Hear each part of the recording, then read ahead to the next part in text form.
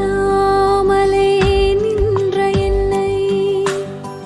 கைப்பிடித்து நடத்தும் பேரன்பு எந்தன் பெரும் குறைகள் கண்ட பின்னும்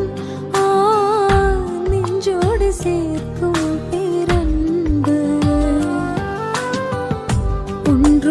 ஒன்றுமில்லாமலே